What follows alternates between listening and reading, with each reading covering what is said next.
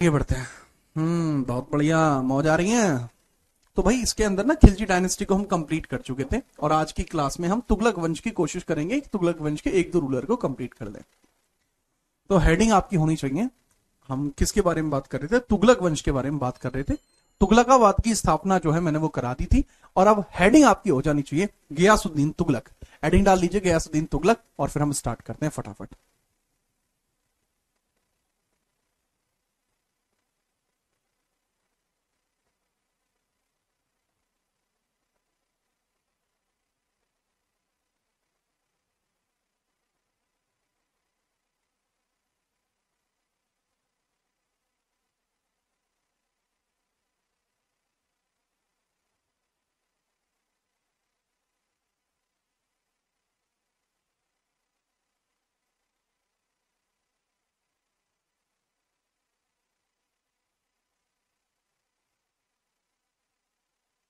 चलिए भाई स्टार्ट कर रहे हैं क्लास को। हाँ जी सर, ये टाइम नींद आती है तो चलिए आपकी नींद उड़ाने के लिए मैं आ चुका हूं। क्लास को स्टार्ट करते हैं। हेडिंग डाल लीजिए गयासुद्दीन तुगलक। सबसे पहले यहां हेडिंग डालेंगे आप तुगलक वंश। ठीक है, लो भाई साहब, तुगलक वंश की जो हेडिंग है वो डाली जा चुकी है।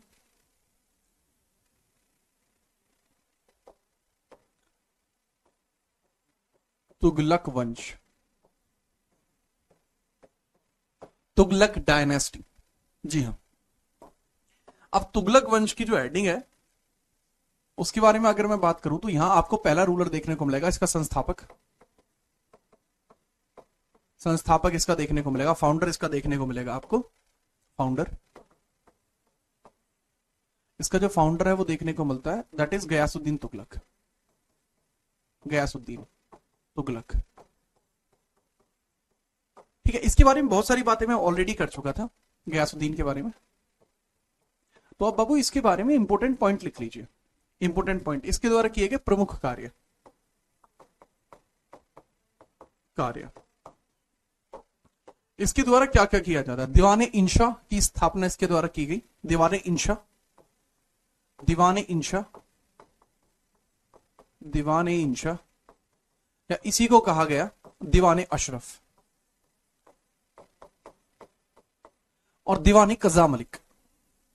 ठीक है, दीवाने कजा मलिक, दीवाने कजा मलिक। दीवाने इंशा और दीवाने कजा मलिक की स्थापना इसने करी है। ठीक है, जिस बच्चे को स्टैटिक जीके को लेकर डाउट आ रहा है, आज की क्लास के लास्ट के 5 मिनट में मैं अपना एक स्ट्रेटेजिकल सेशन रख लूंगा। स्ट्रेटेजिकल सेशन का मतलब क्या है? क्लास जब एंड करेंगे तो थोड़ी बहुत बात कर लेंगे आप लोगों से स्टैटिक जीके को लेकर, जो भी दिक्कत तुम्हें आ रही है। ठीक है, जो भी दिक्कत होगी उसका प्रावधान साथ के साथ क्लास में करा दूंगा कि भाई ये दिक्कत है, ये कर लो, उससे हम बात कर देंगे। ठीक है, लेकिन बेटा अभी अभी फिलहाल में यहां ध्यान दो। ठीक है, पहले पढ़ने पे ध्यान दो, मैं फिर आपकी बात पर पूरा ध्यान दूंगा। ठीक है, पहले आप यहां ध्यान दो प्लीज। अब दीवाने इंशा जो है, दीवाने इंशा है बच्चे, दीवाने इंशा, दीवाने इंशा ये एक तरीके का पोस्टल डिपार्टमेंट था। दीवाने इंशा को ही अशरफ भी बोलते हैं, इसको अशरफ भी बोला गया। दीवाने इंशा या अशरफ ये एक तरीके का पोस्टल डिपार्टमेंट था। पोस्टल डिपार्टमेंट था, पोस्टल डिपार्टमेंट। पोस्टल डिपार्टमेंट का मतलब है बाबू कि ये एक प्रकार का क्या है? पोस्टल का मतलब है डाक विभाग है एक तरीके का, है जी। क्या है? डाक विभाग है एक तरीके का, डाक विभाग। डाक विभाग है एक तरीके का, तो उसका थोड़ा सा ध्यान रख सकते हैं आप इसमें पूरा। नेक्स्ट इसके अंदर हम बात करेंगे दीवान ए कजा मलिक। दीवान ए कजा मलिक, दीवान ए कजा मलिक। तो दीवान ए कजा मलिक जो है इसमें, उसके बारे में थोड़ा सा ध्यान रखना कि दीवान ए कजा मलिक होता है जी। ठीक है, दीवान ए कजा मलिक ये किस तरीके का? ये एक न्याय विभाग है, न्याय विभाग, जस्टिस के लिए है। ठीक है, इसमें बैठने वाला जो व्यक्ति था वो काजी कहलाता था। A person who sit in this was known as qazi. काजी बैठते थे इसमें। ठीक है, अब गयासुद्दीन तुगलक के बारे में थोड़ी थोड़ी बातें आप याद रखेंगे। जैसे इसका एक पुत्र भी था, गयासुद्दीन तुगलक का एक पुत्र भी आपको देखने को मिलता है। इसका एक पुत्र भी है, पुत्र, इसका सन भी आपको देखने को मिलता है, जिसका नाम है जौना खान। इसके बेटे का नाम क्या है? जौना खान, जौना खान। मैं अपने शब्दों को बहुत स्पष्ट कर देता हूं, मैं जौना बोल रहा हूं ना कि जूना। मैं जौना बोल रहा हूं ना कि जूना। प्लीज याद रखिए, मैंने जौना बोला है। तो जौना खान आपको यहां देखने को मिल जाएगा, जौना खान। अब जौना खान कोई और नहीं बल्कि मोहम्मद बिन तुगलक है। यही व्यक्ति है जिसका नाम मोहम्मद बिन तुगलक भी है। It is also known as Muhammad bin Tughlaq, इसका बेटा है वो।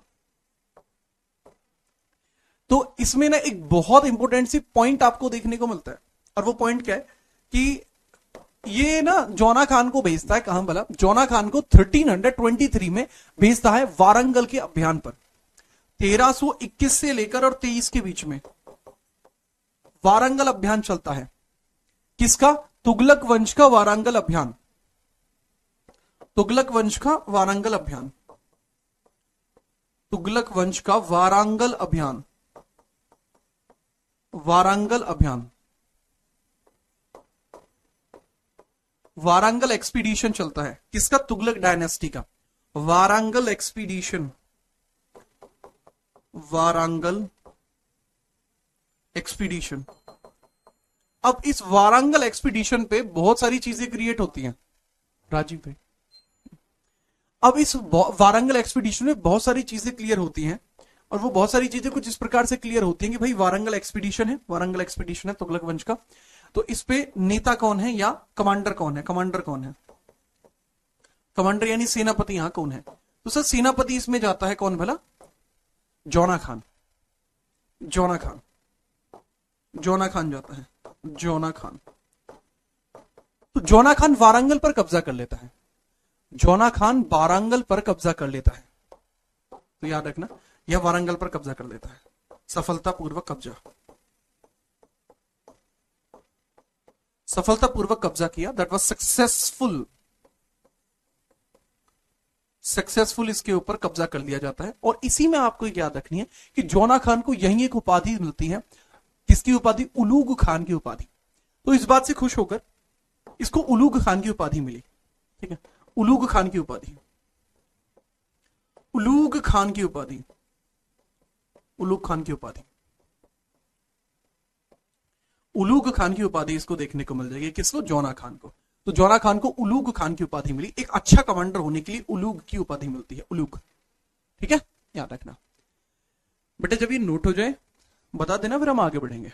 और बताओ जीवन में क्या चल रहा है? सर करंट अफेयर का बता दो। हाँ गुरप्रीत, करंट अफेयर के बारे में बात कर लूंगा, क्लास के एंड में बात करेंगे अपन। निश्चित रहिए, करंट अफेयर की जिम्मेदारी मैं लेता हूं।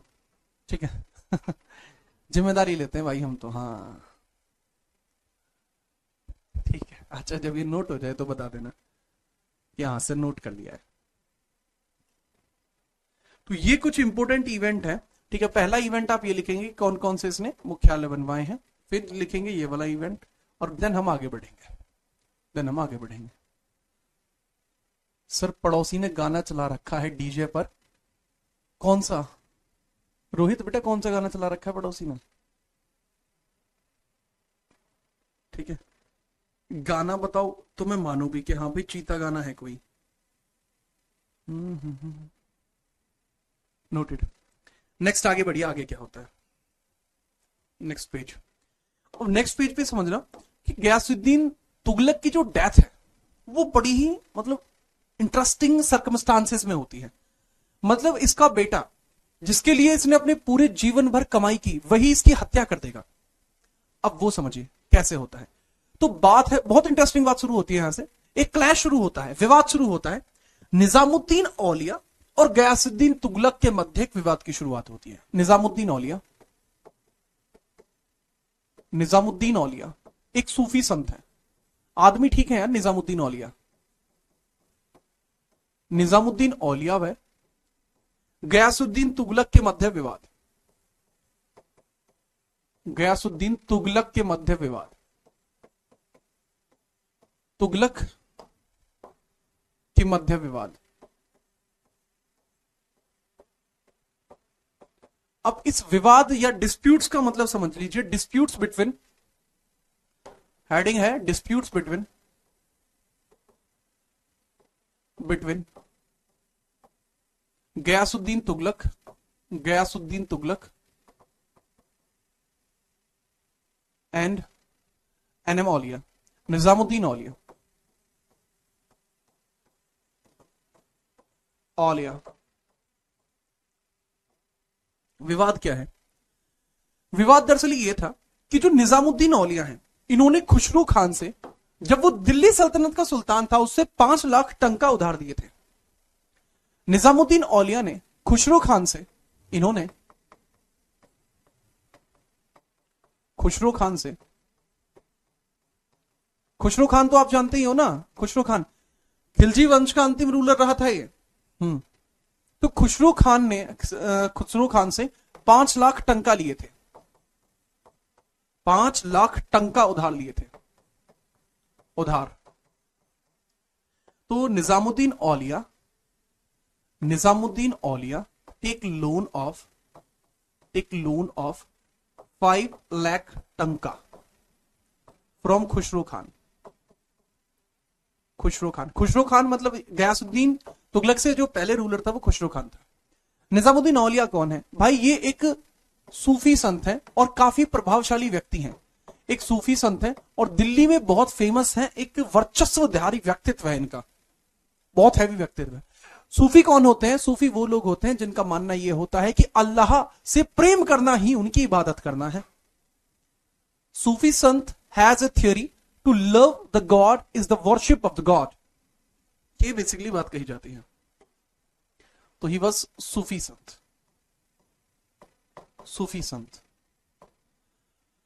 तो ये 5 लाख टंका जो है खुसरो खान से उधार लेते हैं। टंका क्या होता है? उस समय में टंका नाम की ही राशि चला करती थी। जैसे हमारे यहां रुपया चलता है तो पहले टंका नाम की करेंसी चलती थी, ठीक है। खुसरो खान और खुसरो शाह एक ही आदमी है भैया, अलग अलग नहीं है, ठीक है। अब होता क्या है कि गयासुद्दीन तुगलक जब सुल्तान बने तो उन्होंने इसकी डिमांड करी। गयासुद्दीन तुगलक ने सुल्तान बनने पर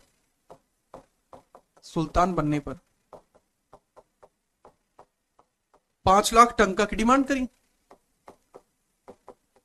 5 लाख टंका पुनः मांगे। लेकिन इसमें निजामुद्दीन औलिया ने मना कर दिया, ठीक है। परंतु निजामुद्दीन औलिया ने मना कर दिया।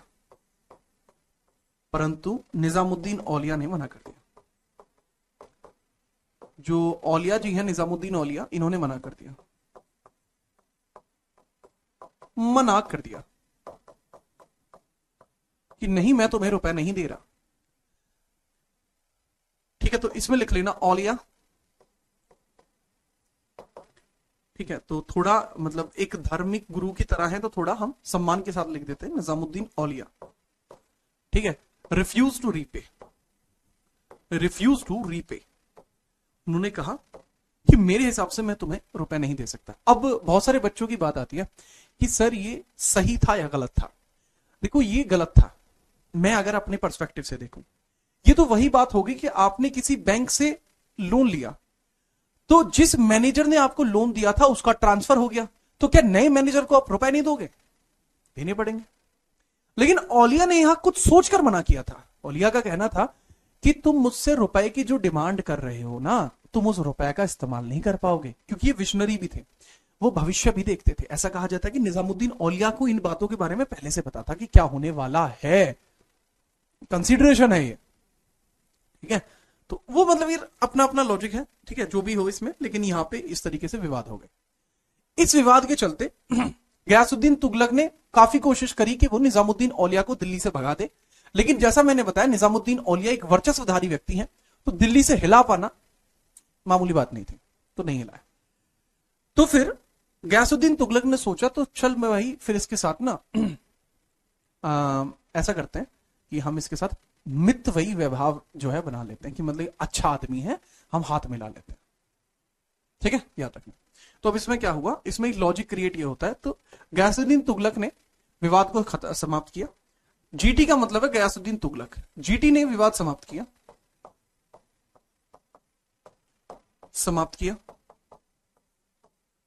जीटी ने विवाद समाप्त किया तथा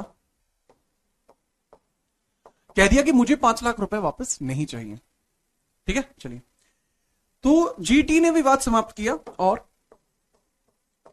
निजामुद्दीन औलिया को महबूब ए इलाही की उपाधि दी। महबूब ए इलाही की उपाधि दी। महबूब ए इलाही की उपाधि दी। इलाही की उपाधि दी। He gives the title of महबूब ए इलाही।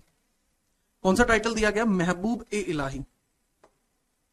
महबूब ए इलाही। महबूब ए इलाही की जो टाइटल है वो इनको दे दिया गया। ठीक है, याद रखना। अब ये तो भाई बहुत तगड़ी बात होगी नहीं, ठीक है, हालांकि इसमें कोई दिक्कत नहीं है। अच्छा, इसमें एक स्ट्रेटेजिकल पॉइंट ऑफ व्यू ये भी देख लेना कि जोना खान जो था वो निजामुद्दीन औलिया से बहुत अधिक प्रभावित था और वो निजामुद्दीन औलिया को अपना गुरु मानता था। जोना जो था गयासुद्दीन का बेटा, इसमें एक पॉइंट लिख लेना, जोना खान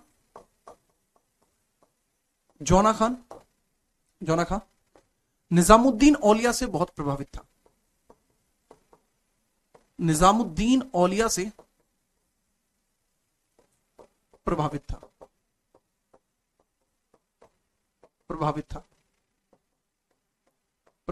क्योंकि वो एक विद्वान था, because he was a scholar. Jauna Khan on paper बहुत तगड़ा स्कॉलर था। ठीक है, तो लिख लेना, जोना Khan he was impressed with Nizamuddin औलिया। तो ऐसा कुछ भी था। अब इसको लिख लीजिए। सर ये उपाधि का मतलब क्या? महबूब इलाही, यार मतलब अल्लाह से प्यार करने वाला। ठीक है, नोट करिए, फिर आगे बढ़ते हैं।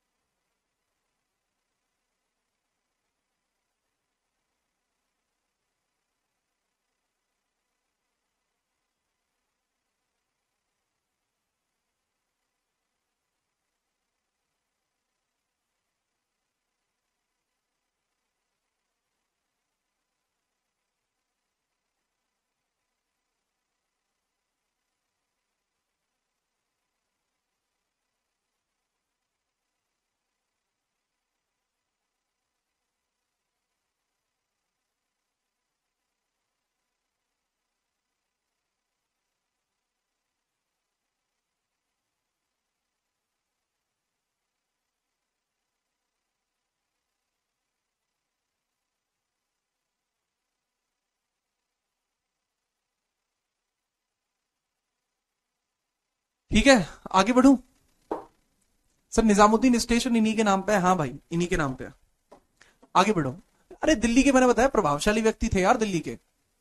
ठीक है, अब बहुत आगे बढ़ो, बहुत जल्दी से। अब होता क्या? 1325 बुगारा खान का विद्रोह। 1325 बुगारा खान का विद्रोह। बुगारा खान विद्रोह। अब बुगारा खान का विद्रोह हो जाता। अब ये बुगारा खान का विद्रोह कहां पर हुआ है आप समझ जाएंगे। पहली बात, ये विद्रोह बुगारा खान ने नहीं किया था, विद्रोह किया था बुगारा खान के बेटों ने। ठीक है, अब बुगारा खान का विद्रोह कहां हुआ है? बुगारा विद्रोह, इसको बुगारा एक्सपीडिशन बोलते हैं। बुगारा रिवोल्ट। बुगारा रिवोल्ट होता है बंगाल में। बुगारा का रिवोल्ट होता है बंगाल में। तो इस बुगारा खान के विद्रोह को दबाने के लिए गयासुद्दीन तुगलक स्वयं बंगाल गया। ठीक है, तो गयासुद्दीन तुगलक स्वयं बंगाल गया। इसके लिए गयासुद्दीन तुगलक स्वयं बंगाल गया।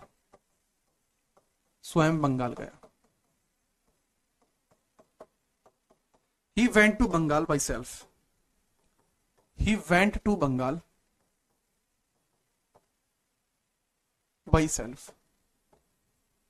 गयासुद्दीन तुगलक खुद बंगाल गया। लेकिन अब यहां मैटर हो गया, जैसे ही वो बंगाल गया यहां दिक्कत हो गई। दूसरी तरफ अलग दिक्कत हो जाती है। अब दिक्कत क्या हो जाती है? जैसे ही ये तो बंगाल गया, लेकिन दिल्ली में परिस्थिति बदल गई। अब गयासुद्दीन तुगलक बंगाल में है, दिल्ली में निजामुद्दीन औलिया जोना खान को अगला शासक घोषित कर देते हैं। जोना खान को रूलर बता देते हैं। निजामुद्दीन औलिया जोना खान को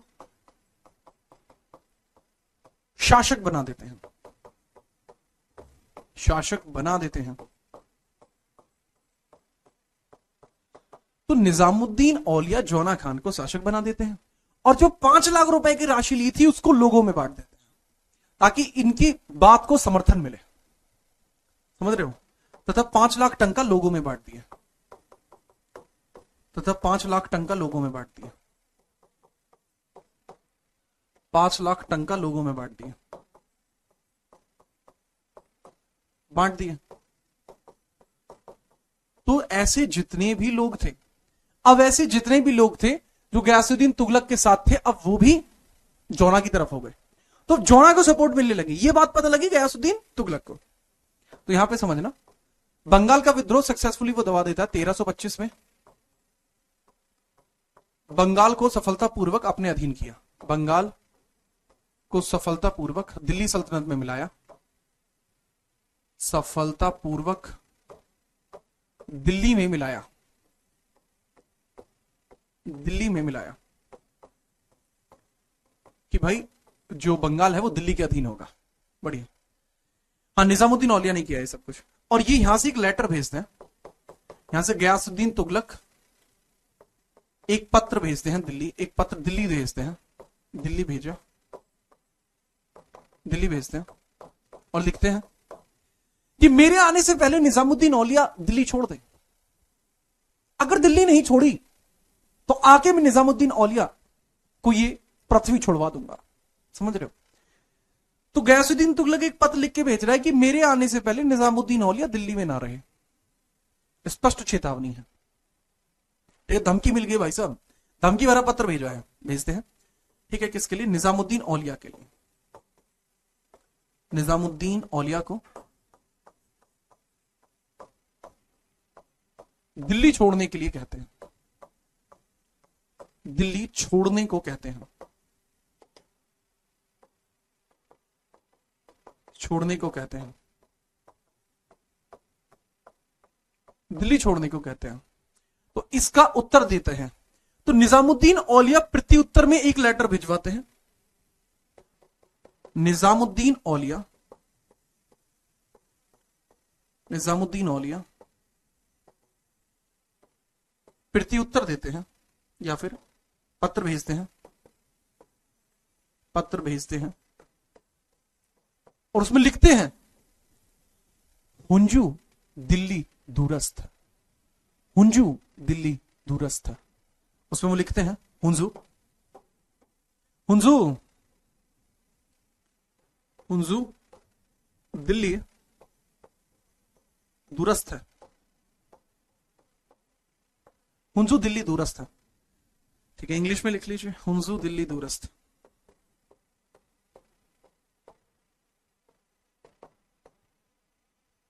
इसका मतलब है हुंजू दिल्ली दूरस्थ का हुजूर दिल्ली अभी दूर है, आप दिल्ली आइए तब बात करते हैं, आप क्या कहना चाहते हैं। इसका मतलब है हुजूर दिल्ली अभी दूर है, हुजूर दिल्ली दूर है, दिल्ली दूर है। इसका मतलब है ये कि हुजूर दिल्ली तो बहुत दूर है। हुंजू, हुंजू मतलब ये लिखा है। ठीक है, चलिए। तो कहा कि हुजूर दिल्ली अभी बहुत दूर है। इधर निजामुद्दीन औलिया की बुद्धि खराब होगी कि ये क्या लिख रहा, अरे ये क्या लिख दिया इसने। तो भाई मैटर हो गया। अब जब मैटर हो गया तो निजामुद्दीन औलिया एक और घोषणा करता है कि गयासुद्दीन तुगलक दिल्ली नहीं लौट पाएगा, गयासुद्दीन तुगलक दिल्ली नहीं लौट पाएगा, ये भी बोल दिया। निजामुद्दीन औलिया ने एक और घोषणा की, इन्होंने लिखा कि गयासुद्दीन तुगलक दिल्ली नहीं आएगा, गयासुद्दीन तुगलक दिल्ली नहीं आ पाएगा, नहीं आएगा, गयासुद्दीन तुगलक दिल्ली नहीं आएगा। ठीक है, he will not came to India, sorry he will not came to Delhi, he will not came to Delhi.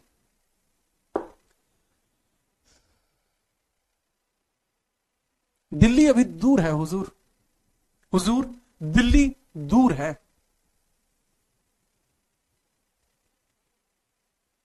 ठीक है, याद रखें।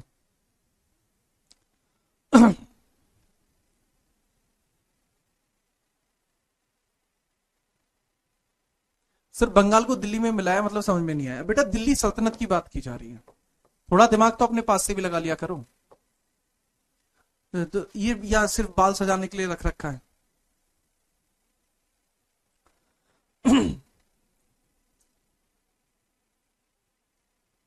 ठीक है, तो भाई ये सारा कुछ होता है। बदमाशी फुल चल रही है भाई दोनों तरफ से, इधर से बदमाशी अलग चल रही है, इधर से बदमाशी फुल चल रही है एक तरफा। ठीक है सौरभ बेटा, आपको कोई ऐसी ज्यादा दिमाग लगाने की जरूरत नहीं है, जो लिखा हुआ है इतना आपको लिखना है बाबू, है ना। हाँ। इसमें समझने जैसी कोई चीज ही नहीं है, एक तरफ से ये चल रहा है, एक तरफ से ये चल रहा है। अब क्या होता है नेक्स्ट, तो जब गयासुद्दीन तुगलक दिल्ली से लौट रहा है तो समझिएगा 1325 में, जब गयासुद्दीन तुगलक दिल्ली लौट रहा था तो उसका पुत्र जौना खान उसको रास्ते में रोक लेता है। तब उसका पुत्र जौना खान रास्ते में उसको रोक लेता है। जौना खान उसे रास्ते में रोक लेता है, उसे रास्ते में रोकता है और रोक लेता है। ठीक है, रास्ते में रोक लेता है। तो इस चीज को ऐसे भी लिख लेना, when Ghiyasuddin Tughlaq returning to Delhi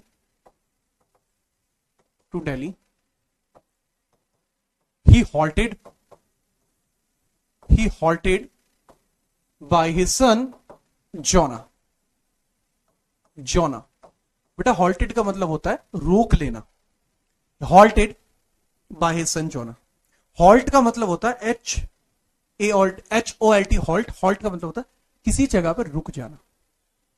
अब वो रुक गया, यही हो गया मैटर भाई साहब। अब यही समझना, जोना खान उसको कहता है कि पापा यार ऐसी कोई बात नहीं है यार, मैं थोड़ी राजा बनाऊं यार पापा, आपके होते हुए मैं राजा बनूंगा नहीं। अरे औलिया साहब तो पता नहीं क्या क्या कहते हैं, आप औलिया साहब की बातों पे क्यों ध्यान देते हो। आप मेरी बात सुनो, हम भाई तो राजा आप ही हो, मैं तो आपका सेवक हूं जी, आपका पुत्र हूं। तो गयासुद्दीन ने कहा यार बात तो सही है, जब मेरा बेटा जिसको राजा बनाया है जब ये मेरी तरफ है तो मुझे औलिया से क्या मतलब है, दिमाग वाली बात।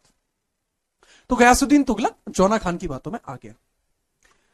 तो जौना खान कहता है कि पिताजी आपके लिए मैंने तैयारियां करा रहा हूं, राज में जब तुम आओगे तो एकदम एकदम तगड़ी तैयारी करा रखी है आपकी, आपका स्वागत नहीं महास्वागत करेंगे, आज आप यहां इंतजार कर लो। मैंने तुम्हारे लिए महल बनवा दिया यहां, ठीक है, मतलब दिल्ली के आउटर साइड बनवाया है महल, आप यहां रुको और आराम से कल दोनों चलेंगे, मैं भी चलूंगा, गैली रुकूंगा मैं आपके। ठीक है, तो यही षड्यंत्र द्वारा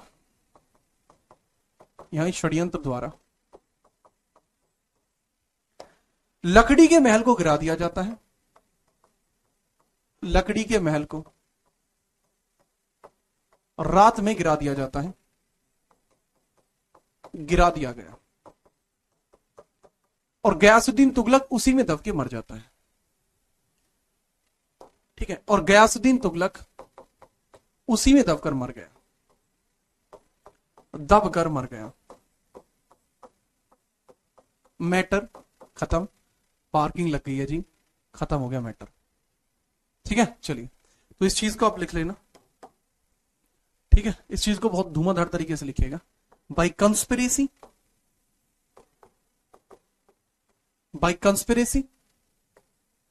Ghiyasuddin Tughlaq died under wooden palace. और ये हत्या किसने की है इसकी, ये जौना खान की कंस्पिरेसी थी, ये जौना खान का प्लान था, जौना खान का प्लान था, ये जौना खान का षड्यंत्र था।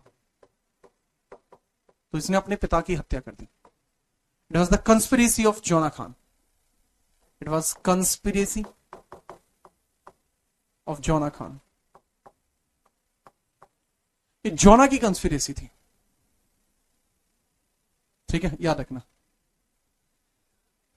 हाँ, अरे सुना है मैंने, सचिन सुना है। और इसी के बाद याद रखना 1325 में, 1325 में Muhammad bin Tughlaq, Muhammad bin Tughlaq, Tughlaq also known as AKA, ये रहन तो ऑल्सो उर्फ जौना खान रूलर बना, उर्फ जौना खान शासक बना, जौना खान शासक बना, became ruler.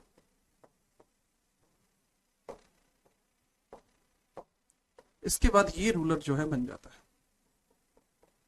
He became ruler. बड़ा ही दुष्ट बेटा था, अरे हाँ भाई, ठीक है, याद रखना। अब ये बन चुका है रूलर।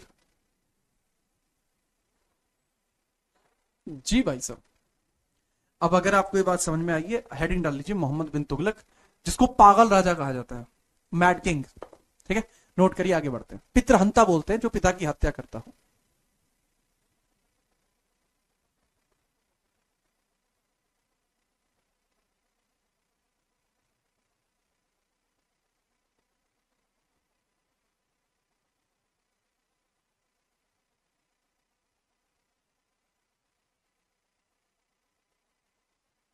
शर्मा जी लिख लिया आप?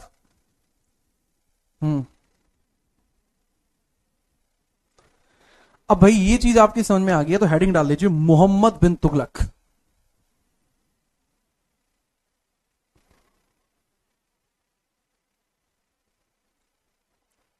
सर क्या जौना खान के नाम पर जौनपुर बना है? हाँ बेटा, जौनपुर इसी के नाम पर बना है, पर जौनपुर इसने नहीं बनाया, जौनपुर फिरोज शाह तुगलक ने बनाया है।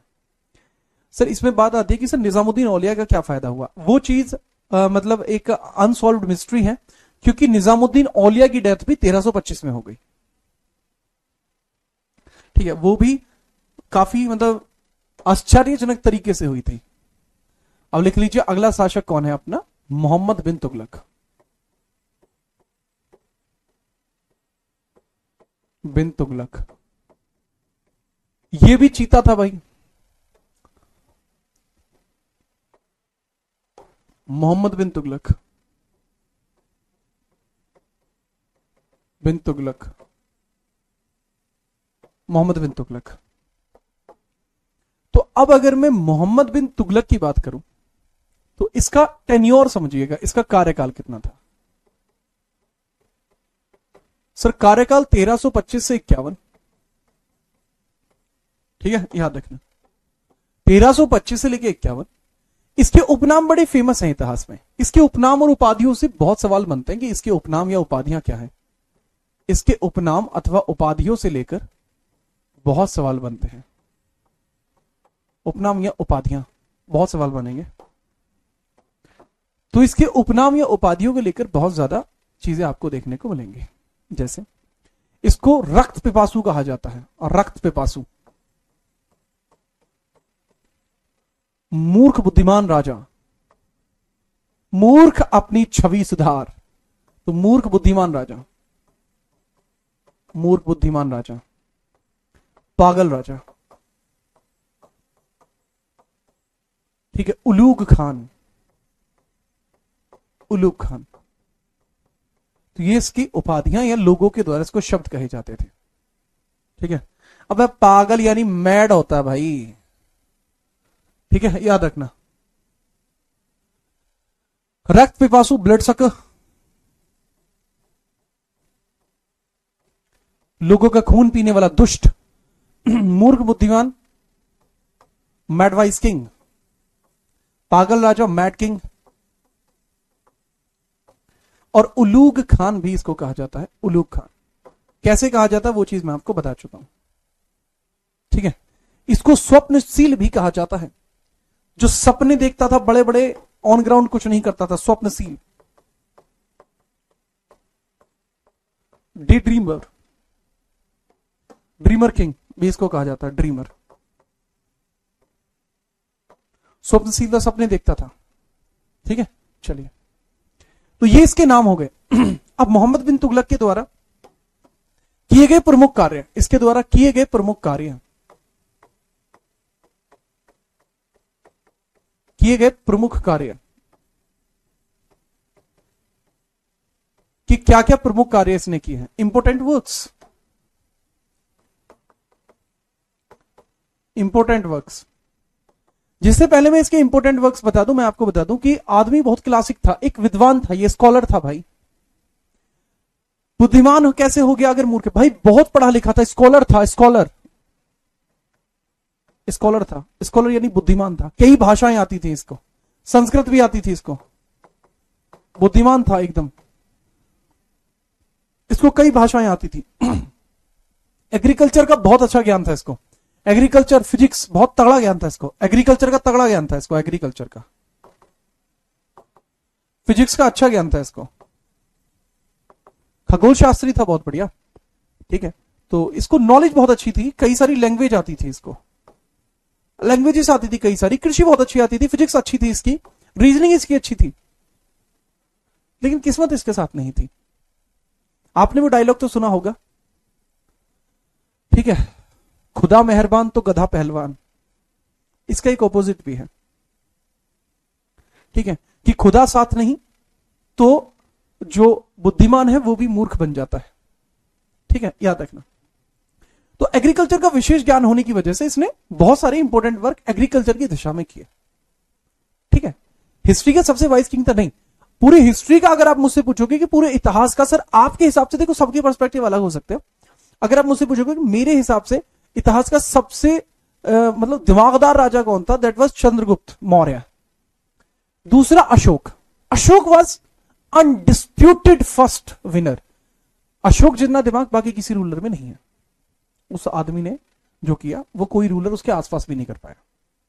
बहरहाल इस पे लिखिए पहले, अब मैं जहां बात कर रहा हूं यहां पे लिखो। इंपोर्टेंट वर्क में सबसे पहले है इसके द्वारा आमिर ए कोही की स्थापना की गई, एक डिपार्टमेंट बनवाया था इसने, आमिर ए कोही, इसने एक डिपार्टमेंट बनवाया, आमिर ए कोही डिपार्टमेंट, आमिर ए कोही, आमिर ए कोही डिपार्टमेंट। तो आमिर ए कोही डिपार्टमेंट एक कृषि विभाग था, एक कृषि विभाग था जो इसने बनवाया, that was agriculture department, that was agriculture department जो इसने बनवाया, ठीक है, याद रखना। इसके अलावा इसके द्वारा क्या किया गया, इसने तकव्वी की स्टार्टिंग थी, तकव्वी स्टार्ट की, तकव्वी, तकव्वी क्या होता था, एक तरीके का लोन सिस्टम होता था, ठीक है, तकव्वी एक तरीके का लोन सिस्टम होता था, कृषि पर लोन, कृषि पर लोन, कृषि पर लोन,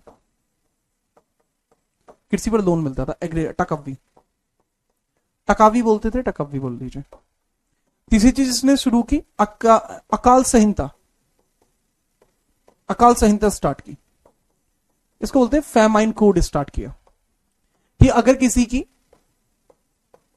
किसी की अकाल की वजह से फसल नष्ट हो जाती है तो उसको हम खामियाजा भुगतेंगे। अकाल पड़ने की वजह से अगर किसी की फसल नष्ट हो जाती है तो उसको हम भुगतेंगे, ठीक है, याद रखना। और इसने फसल चक्र की शुरुआत कराई, फसल चक्र की शुरुआत कराई, फसल चक्र, क्रॉप रोटेशन सिस्टम ये लेकर आया, क्रॉप रोटेशन लेकर आया, क्रॉप रोटेशन सिस्टम लेकर आया, लेकिन एंड ऑफ द डे इसके सारे प्लान फेल हो गए, एंड ऑफ द डे इसके सारे प्लान फेल हो गए। सर लोन देने की परंपरा इसी ने स्टार्ट करी है, देखो कृषि आधारित लोन देने की स्टार्टिंग इसी ने करी है।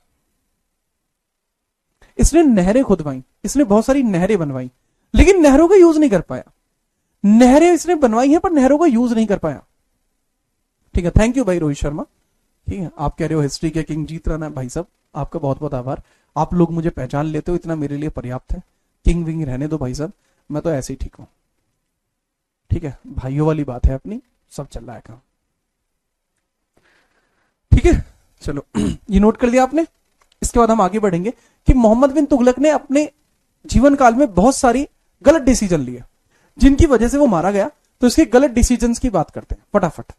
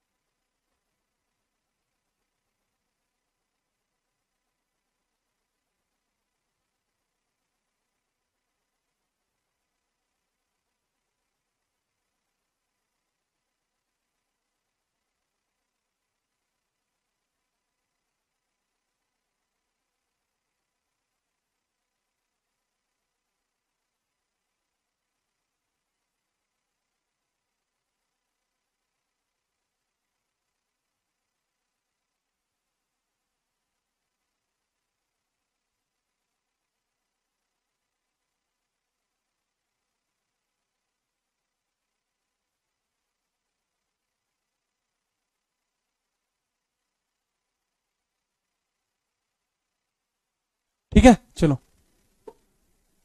लगता है बहुत ज्यादा ज्ञान था इसमें। हाँ सर, इससे क्वेश्चन आते हैं एमटीएस में? हाँ भाई आते हैं एमटीएस में, क्वेश्चन क्यों नहीं आते हैं? आगे बढ़ो, नेक्स्ट। अब इसके द्वारा लिए गए 5 विवादास्पद निर्णय, इसके 5 विवादास्पद निर्णय, मोहम्मद बिन तुगलक के 5 विवादास्पद निर्णय, 5 विवादास्पद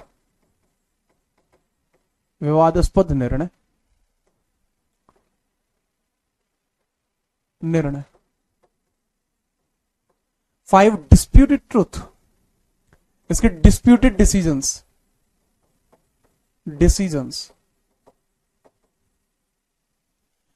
5 डिस्प्यूटेड डिसीजंस। पहली चीज, ठीक है, पहली चीज जो सबसे खतरनाक इसने काम करा मैं आपको डायरेक्टली बता देता हूं कि क्या इसने करा, कि 1327 में, लगभग 1327 में, लगभग 1327 में राजधानी को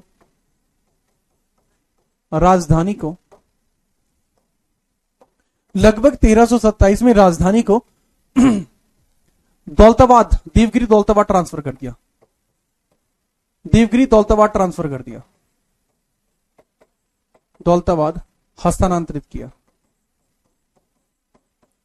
हस्तांतरित, ट्रांसफर कर दिया, कैपिटल को ट्रांसफर कर दिया, कैपिटल ट्रांसफर कर दी, ट्रांसफर। जो महाराष्ट्र में है ना देवगिरी दौलताबाद, महाराष्ट्र वाला, वहां पर महाराष्ट्र में जो है, लेकिन वहां का वेदर पसंद नहीं आया, और वेदर पसंद ना आने की वजह से वापस आ गए, जिस वजह से प्लान फेल हो गया। कैपिटल चेंज करना, राजधानी को परिवर्तित करना, ये इसकी बड़ी गलतियों में से एक था। ठीक है, मौसम खराब के कारण वापस आ गया, मौसम परिवर्तन के कारण वापस आ गया, के कारण पुनः दिल्ली आ गया, तो इसमें बहुत सारा पैसा खर्च हो गया, इसमें ना बहुत मोटा पैसा लग गया। तो जब ये वापस पैसा लग गया ज्यादा, तो इसने क्या काम करा, इसने टोकन करेंसी चला दी, वापस दिल्ली आ गया। अब इसमें इसकी बुद्धि खराब होगी, इसने टोकन करेंसी चला दी, टोकन करेंसी चला दी, सांकेतिक मुद्रा, टोकन करेंसी, सांकेतिक मुद्रा, मुद्रा। अब ये सांकेतिक मुद्रा 2 तरीके की बनी हुई थी, कुछ मुद्रा चमड़े की थी, कुछ मुद्रा ऐसी थी जो कॉपर की थी। कुछ मुद्रा चमड़े की बनी हुई थी, लेदर की, और कुछ मुद्रा कॉपर की बनी हुई थी, कांस्य से कॉपर, लेदर की बनी हुई थी, और कांस्य यानी कॉपर की बनी हुई थी। अब लोगों के पास लेदर भी पहले से था, कॉपर भी पहले से था, स्ट्रेटेजी तगड़ी थी इसकी, लेकिन लोगों ने काउंटर फीटिंग स्टार्ट कर दी, बट लोगों ने नकली नोट छाप दिए, क्योंकि टोकन करेंसी के अंदर राजा की मोहर नहीं होती थी। लोगों के पास चमड़ा भी पहले से था, कांस्य भी पहले से था, तो लोगों ने काउंटर फीटिंग कर दी, नकली नोट बना दिए, नकली सिक्के बना दिए। तो यहां नकली सिक्के बनने शुरू हुए, नकली सिक्के बनने शुरू हुए, नकली सिक्के, इसको काउंटर फीटिंग बोलते हैं। काउंटर फीटिंग हो गई। अब काउंटर फीटिंग की वजह से यह प्लान भी फ्लॉप हो गया। मैटर खराब, बुद्धि खराब इसकी। इसने कही कि इतना टैक्स बढ़ा दूंगा कि लोगों को समझ में ना आने की टैक्स देना है या फिर टैक्स सिर्फ अपनी पूरी सैलरी टैक्स में देनी है। तो भैया यहां हो गया मैटर खराब। इसने दोआब क्षेत्र में टैक्स बढ़ा दिया, दोआब क्षेत्र में टैक्स को 50% बढ़ा दिया, टैक्स प्लस 50% कर दिया, 50% टैक्स बढ़ा दिया। ठीक है, 50% टैक्स बढ़ा दिया, बहुत ज्यादा टैक्स हो गया। अब दोआब क्षेत्र कहां पे भाई, ये गंगा यमुना के दोआब की बात कर रहे हैं, गंगा यमुना वैली, जो हमारे गंगा यमुना क्षेत्र है उसको दोआब बोलते हैं, जो गंगा यमुना क्षेत्र है उसकी बात कर रहे हैं। नॉर्थ इंडिया जहां पे मैं रहता हूं, आप रहते हो, वो सब चीज। तो इधर टैक्स बढ़ा दिया, लेकिन किस्मत इतनी खराब कि अकाल पड़ गया, लोग टैक्स ही नहीं दे पाए। किस्मत खराब थी, अकाल पड़ गया, इसी साल अकाल पड़ गया, लोग टैक्स नहीं दे पाए, इसी साल अकाल पड़ गया। अकाल पड़ा, उल्टा रुपए देने की जगह लोगों ने अकाल संहिता के तहत रुपए ले और लिए। तो इसी साल फेमाइन पड़ गया, फेमाइन क्राइसिस। तो और बुद्धि खराब, इसकी और ज्यादा हालत खराब होती चली, खस्ता हालत होगी। तो इस खस्ता हालत से निपटने के लिए इसने 2 अभियान करे। पहले इसने खुरासान का अभियान किया, खुरासान अभियान, खुरासान अभियान, और एक इसने कराचिल अभियान किया। दोनों फेल हैं ये। कराचिल अभियान, दोनों की डेट याद रखना, ये 1332 में हुआ है, 32-33, और ये 1332-33 में। दोनों ही प्लान फिर फ्लॉप हो गए, क्योंकि खुरासान अगर आप देखोगे, खुरासान है मिडल ईस्ट में, और कराचिल है हिमाचल प्रदेश में। तो खुरासान आपको देखने को मिलता है सर ये मध्य एशिया में है, मिडल एशिया में है, मध्य एशिया में, मध्य एशिया में, मध्य एशिया में है, अफगानिस्तान के पास, अफगान के पास है, अफगान के पास। तो लोगों ने, इसके सैनिकों ने यहां जाने से मना कर दिया था, सैनिक यहां नहीं गए थे। इसने सैनिकों को एडवांस पेमेंट दे दिया था, सैनिकों को एडवांस पेमेंट दिया था, एडवांस पे दिया था, लेकिन बावजूद उसके एडवांस पेमेंट लेने के बाद भी सैनिक नहीं गए, और फिर से इसकी जिंदगी मोए मोए हो गई। समझिए, एडवांस पेमेंट देने के बाद भी इसके सैनिकों ने वहां जाने से मना कर दिया, कह लगे भाई साहब गर्मी बहुत ज्यादा है यार वहां, ठीक है। लेकिन उसके बावजूद भी वहां बहुत सारे सैनिकों को लेकर गया, लगभग 50 से 60 हजार लोग रास्ते में मर गए, क्योंकि बहुत दूर जाना था। तो ये उस पूरे अभियान को करने से पहले ही वापस लौट आया, ठीक है। गजनी के आसपास है, अफगान के पास है। अब फिर क्या लगा, चल अगर गर्म में नहीं गई तो ठंडे में चलो, ठीक है। तो ये कराचिल चला गया। फिर कराचिल कहां पे, हिमाचल में है कराचिल। अब हिमाचल के अंदर बर्फबारी पड़ती है, तो यहां ठंडी बहुत ज्यादा थी। तो पहले गर्मी की वजह से मैटर हुआ, अब ठंडी की वजह से मैटर हो गया, बस अब मैटर हो गया ठंडी की वजह से। तो हिमाचल में ठंड पड़ने की वजह से, ठंडे वातावरण के कारण माहौल हुआ, ठंडे प्रदेश के कारण समस्या समस्या हुई, और यह भी नाकाम मिशन रहा, यह भी नाकाम रहा, यह भी कैसा रहा, बिल्कुल फेलियर मिशन रहा। प्लीज इसको नोट करिए, फिर आगे बढ़ते हैं।